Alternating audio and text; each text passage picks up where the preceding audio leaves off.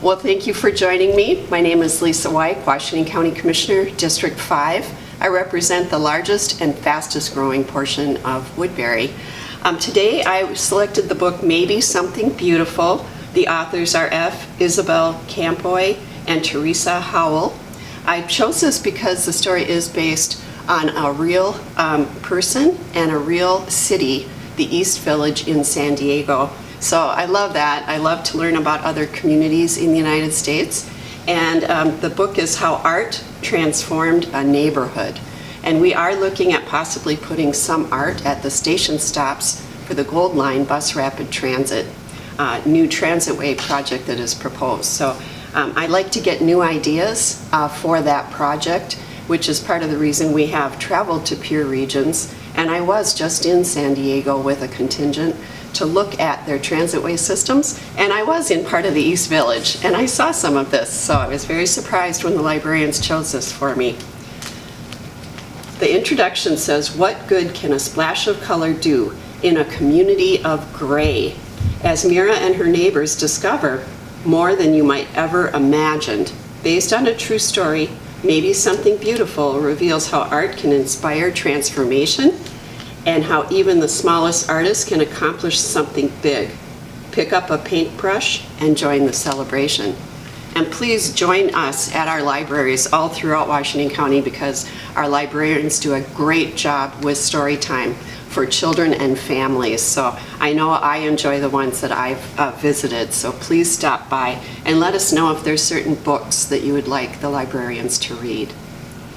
Maybe Something Beautiful, How Art Transformed a Neighborhood.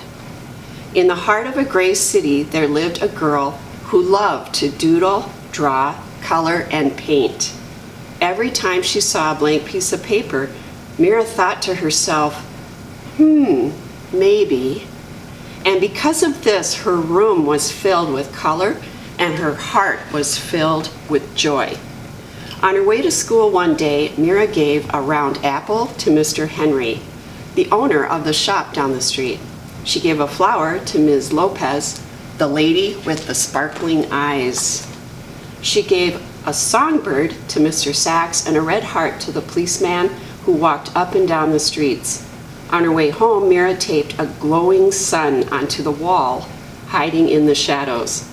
Her city was less gray, but not much. The next day, Mira saw a man with a pocket full of paintbrushes. He gazed at the wall. He looked at her sun. He held his fingers up in a square and peered through them. He said thoughtfully. "What do you see?" Mira asked. "Maybe something beautiful," the man replied. Then, just like that, he dipped a brush in the paint. Bam! Pow! The shadows scurried away. Sky blue cut through the gloom. The man's laughter was like a rainbow spreading across the sky. "Who are you?" Mira asked. "I'm an artist," he said, "a muralist. I paint on walls." "I'm an artist too," she told him. He handed Mira a brush. "Then come on."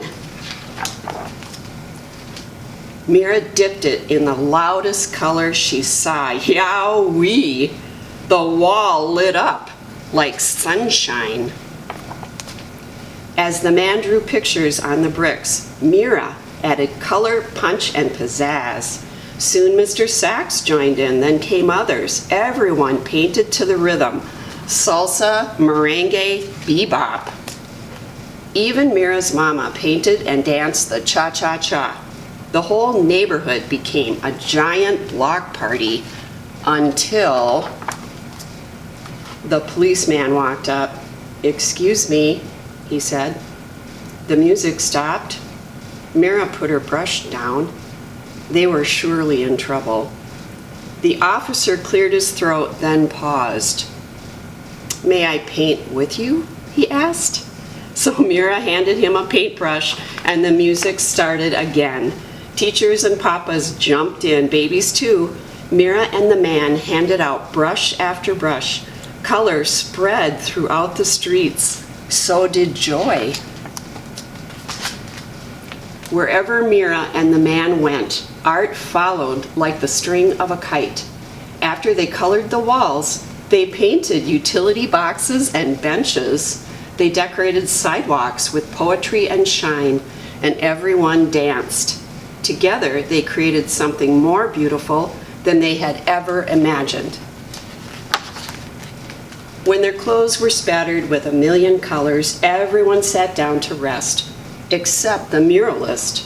His eyes sparkled. "You, my friends, are all artists," he told them. "The world is your canvas." He smiled wide, then pulled everything together in big, sweeping motions. His paintbrush was like a magic wand. When he was finished, Mira added one more bird, way up in the sky. Maybe, she thought, just maybe. And that's the end of the story. If you check out this book, you can read more about this true story and the little girl who helped transform her community, got to know her neighbors, and really spread joy through color and art. I hope you'll draw something today. Thank you for joining me.